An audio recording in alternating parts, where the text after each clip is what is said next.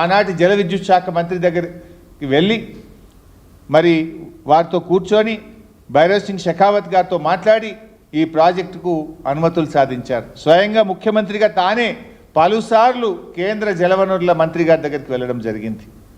మరి అదేవిధంగా ఆ రోజు రాజీవ్ సాగర్ ఇందిరాసాగర్లో 18 కిలోమీటర్ల కిన్నెరసాని అభయారణ్యం ఉండే వైల్డ్ లైఫ్ ఫారెస్ట్ ఉంటే దానికి సుప్రీంకోర్టు అనుమతి ఇవ్వాలి. 2005లో మీరు ప్రాజెక్టు కొబ్బరికాయ కొట్టి 2014 వరకు అధికారంలో ఉంటే 9 ఏళ్లలో వైల్డ్ లైఫ్ క్లియరెన్స్ కూడా మీరు తీసుకురాలి.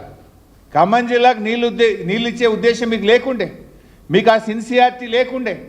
9 ఏళ్ళు మీరు అధికారంలో ఉన్న ప్రాజెక్టు పనులు పక్కన పెట్టండి, కనీసం వైల్డ్ లైఫ్ ఫారెస్ట్ క్లియరెన్స్ అనేది తెచ్చిండ్రా? ఆ రాజీవ్ సాగర్ ఇందిరాసాగర్ను వైల్డ్ లైఫ్ ఫారెస్ట్లో ఇరికిచ్చారు మీరు. కానీ ముఖ్యమంత్రి గారు ఆనాడు కేసీఆర్ గారు ఆలోచించి వైల్డ్ లైఫ్ ఫారెస్ట్ నుంచి బయటకు తీసుకొచ్చి సీతారామ ప్రాజెక్టుకు మనము ఎలాంటి ఇబ్బందులు లేకుండా అన్ని అనుమతులు తెచ్చింది ఇవాళ బీఆర్ఎస్ ప్రభుత్వం. ఆ రోజు పైప్ లైన్లు మీరు 77 కిలోమీటర్లు పెట్టారు, మెయింటెనెన్స్ ప్రాబ్లమ్స్ వస్తాయి. ఆ ప్రెషర్ మెయిన్స్ను 77 కిలోమీటర్ల నుంచి 8.5 కిలోమీటర్లకు తగ్గించింది కూడా బీఆర్ఎస్ ప్రభుత్వం. ఇట్లా చెప్పుకుంటూ పోతే ఎన్నో ఆలోచనలతోని ఖమ్మం జిల్లా ఒక శాశ్వత పరిష్కారాన్ని ఇవ్వాలని చెప్పి బీఆర్ఎస్ ప్రభుత్వం మరి కృషి చేసింది.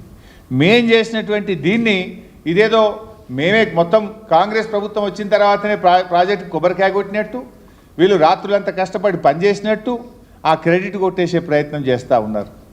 ఏదంటే వాస్తవాలు మాట్లాడండి. తప్పకుండా ఇది మాకు చాలా సంతోషం.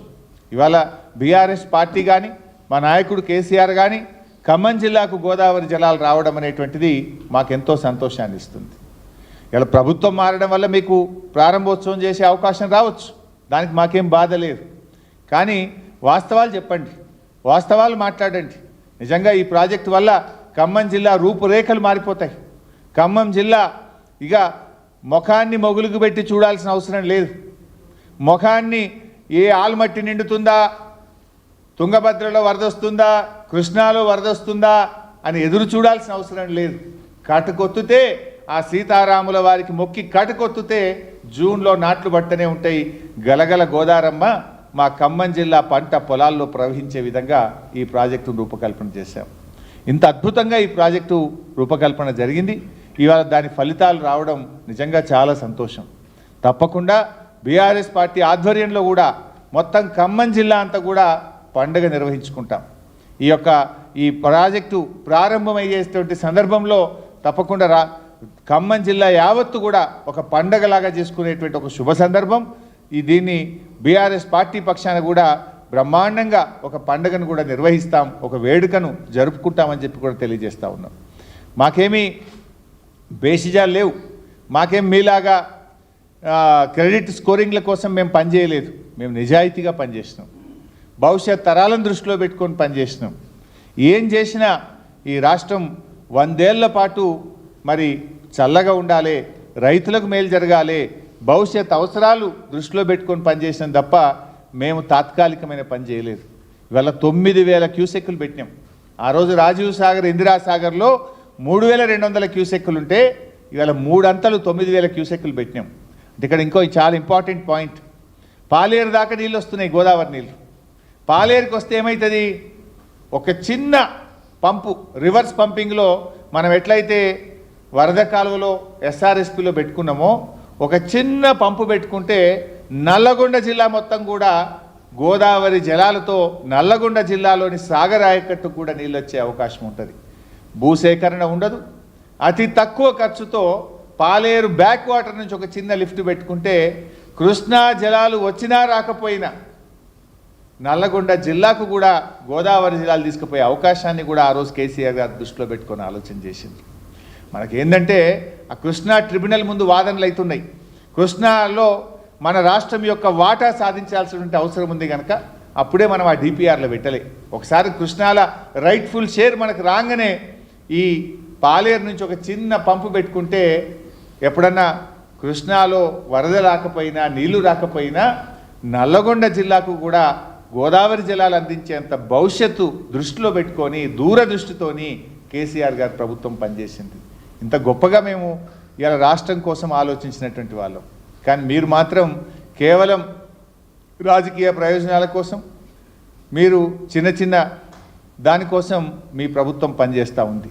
ఇవాళ ఏమైపోయింది రాష్ట్రంలో? మీరు పరిపాలన చూస్తే అంత ఆగమాగమైపోయింది రాష్ట్రం. ఎక్కడ చూసినా ఇవాళ రాష్ట్రంలో విషజ్వరాలు, రాష్ట్రంలో ప్రజలు విషజ్వరాలతో ప్రాణాలు విడుస్తూ ఉన్నారు. మంచమెక్కిన మాన్యమని పతాక శీర్షికన పత్రికల్లో వార్తలు వస్తూ ఉన్నాయి. దవాఖానలలో మంచాలు దొరకని పరిస్థితి ఏర్పడ్డది. ప్రభుత్వ ఆసుపత్రులలో బెడ్లు లేవు. చిన్న పిల్లలు కూడా చనిపోతున్నారు ఈరోజు. ఇలా 8 నెలల బాలుడు కూడా ఈరోజు విషజ్వరంతో మరి చనిపోయినటువంటి పరిస్థితి. ప్రజ్వల్ అనేటువంటి 8 నెలల బాబు డెంగ్యూతో చనిపోయిన పరిస్థితి. ఆసిఫాబాద్ జిల్లా గండిపేట గ్రామంలో 32 ఏళ్ల కాశీనాథ్, 18 ఏళ్ల పూజ అనే అమ్మాయి కూడా విషజ్వరాలతో చనిపోయినారు.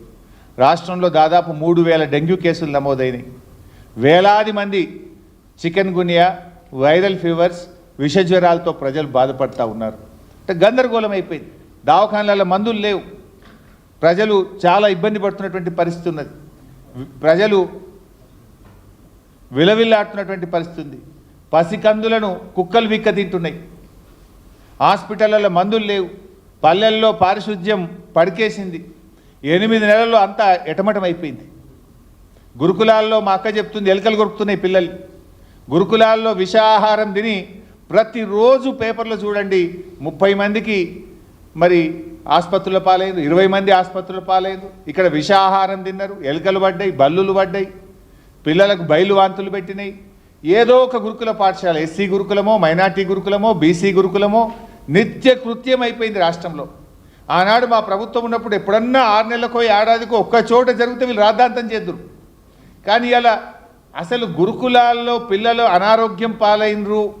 కానీ ఒక్కరోజు ఉంటే ఒట్టు, ప్రతిరోజు ఏదో ఒక గురుకులంలో విషాహారం తిన్నారు, పిల్లలకు జ్వరాలు వచ్చినాయి, బయలువాంతులైనాయి, దవాఖానలు పడ్డారు, ఆగమాగమవుతున్నారు. ఇలా అన్నం కారం మెతుకులతో పిల్లలు తినే ఫోటోలు కూడా చూసినాం కదా మనం. కనీసం వాళ్ళకు తిండి కూడా సరిగా పెట్టలేరు. కారం వేసుకొని నూనె వేసుకొని అన్నం మెతుకులు పిల్లల్ని తినేటువంటి పరిస్థితి ఈరోజు ఈ ప్రభుత్వం తీసుకొచ్చింది. అంటే పాలన పడకేసింది. మీరు ఎంతసేపు మార్కులు, స్కోరింగులు, బ్రేకింగులు, గోబల్స్ ప్రచారము, దుష్ప్రచారాల మీద దృష్టి పెట్టింది తప్ప మీరు ఈ పబ్లిసిటీ స్టంట్స్, నేను ఇకనైనా దిగిరండి, పబ్లిసిటీ స్టంట్స్ మానండి, గవర్నెన్స్ మీద దృష్టి పెట్టండి అని నేను ప్రభుత్వాన్ని కోరుతా ఉన్నా. ఇక్కడ మీరు నిజంగా గవర్నెన్స్ మీద దృష్టి పెడితే ప్రతిరోజు సంక్షేమ హాస్టళ్లలో పిల్లలు ఆసుపత్రుల్లో పాల్గారు కదా. రాష్ట్రంలో మలేరియా, డెంగ్యూ, వైరల్ ఫీవర్స్ ఇంతగా ప్రబలై కదా. జ్వరం సర్వే అని పెట్టిండ్రు, అది తూతూ మంత్రం నడిచింది. జ్వరం సర్వే అంతా తూతూ మంత్రంగానే నడిచింది తప్ప ఎక్కడైతలేదు. మీరు లిక్కర్ టార్గెట్ల మీద దృష్టి పెట్టింది గవర్నమెంట్. సీరియస్ పని చేస్తుంది గవర్నమెంట్. ఎడ పని చేస్తుందంటే, నువ్వు వైన్ షాప్ వాళ్ళకి ఫోన్లు చేసి లోడ్ ఎత్తుతావా అని అధికారులు బెదిరిస్తున్నారు. ఇది కూడా పతాక శీర్షికల వార్తలు వస్తున్నాయి. వైన్ షాపులకు టార్గెట్లు పెట్టి లిక్కర్ ఆదాయం పెంచడం మీద ఉన్న శ్రద్ధ ప్రజల ఆరోగ్యాన్ని కాపాడే విషయంలో ఈ ప్రభుత్వానికి లేకుండా పోయింది. టార్గెట్లు పెట్టి మరీ వైన్ షాపులను, బార్లను బెదిరించి ప్రజలకు ఇంకా తాగించండి, అమ్మండి అని బెదిరించి ఇలా వైన్ షాపులకు లోడ్ల మీద లోడ్లు బుకింగ్లు పెట్టి చేపిస్తున్నటువంటి ప్రభుత్వం. దాని మీద మీకు శ్రద్ధ ఉన్నది. ఇవాళ ప్రభుత్వ సంక్షేమ హాస్టల్లో పిల్లలు పడుతున్న కష్టాల మీద ఏ మంత్రి కూడా పోతలేడు. ఓ హాస్టల్లో పోయి ఒక మంత్రి అన్నం తిన్నాడా? ఎక్కడన్నా ఓ హాస్టల్లో పిల్లలు ఆసుపత్రి పాలైతే ఒక్క మంత్రి గారు పరామర్శించిండ్రా? కారం మెతుకులతో పిల్లలు అన్నం తింటే స్పందించిందా ఈ ప్రభుత్వం? దాని మీద స్పందించారు. మా ప్రభుత్వం చేసిన పనుల విషయంలో పబ్లిసిటీ కోసం మాత్రం జిమ్మిక్కులు చేస్తున్నారు.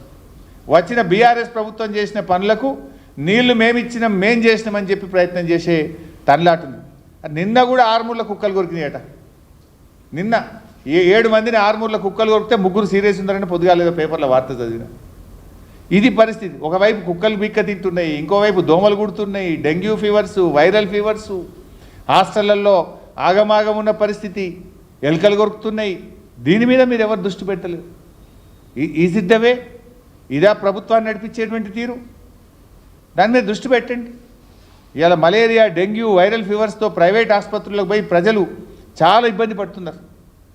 చాలామంది పేదవాళ్ళు అప్పుల పాలవుతున్నటువంటి పరిస్థితి ఈరోజు రాష్ట్రంలో చూస్తూ ఉన్నాం. మీ పుణ్యమాని సర్పంచులు అప్పుల పాలైనరు, పంచాయతీ సెక్రటరీలు అప్పుల పాలైనరు. ఇదైతే దేశంలో ఫస్ట్ టైం. ఎప్పుడైనా సర్పంచ్లకు కొన్ని పెండింగ్ బిల్లులు ఉన్నాయి, మనం విన్నాం. కానీ ఈరోజు రాష్ట్రంలో పంచాయతీ సెక్రటరీలకు కూడా పెండింగ్ బిల్లులు ఉన్నాయి. I'm challenging this government. ఈ రాష్ట్రంలో ఏ గ్రామ పంచాయతీ కన్నబోండి అప్పులు లేని పంచాయతీ సెక్రటరీ ఉంటే ఒట్టు. కాలిపోయిన బుగ్గలేనికో, డీజిల్ పోయడానికో, బ్లీచింగ్ పౌడర్కో, గడ్డి మందు కొనడానికో, ట్రాక్టర్ల డీజిల్ పోయడానికో ప్రతి సెక్రటరీ 1,00,000 నుంచి 3 లక్షల రూపాయలు అప్పుల పాలైపోయారు. సర్పంచుల్ని అప్పుల పాలు చేస్తుంది, సెక్రటరీలను కూడా అప్పుల పాలు చేస్తుంది. పంచాయతీ సెక్రటరీలను అప్పుల పాలు చేసిన ఘనత మాత్రం రికార్డు ఈ దేశంలో, ఈ కాంగ్రెస్ ప్రభుత్వంది. రాష్ట్రంలో ఏ సెక్రటరీనైనా మీరు పోయి అడగండి, ఏ ఊళ్ళోనైనా అడగండి, నేను రమ్మంటే రావడానికి రెడీగా ఉన్నా, వస్తారా మా కాన్స్టిట్యున్సీకి రండి, పోదామా ఏ గ్రామానికో చెప్పండి. అప్పుల పాలు కానీ సర్పంచ్ లేడు, అప్పుల పాలు కానీ పంచాయతీ సెక్రటరీ లేడు.